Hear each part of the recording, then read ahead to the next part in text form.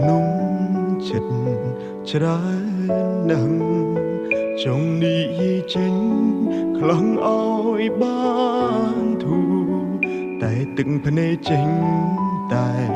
ស្រង់ហូរគិតយូរម្នាក់ឯងឡើយចំឈួតហើយគ្មានអ្នកខលពី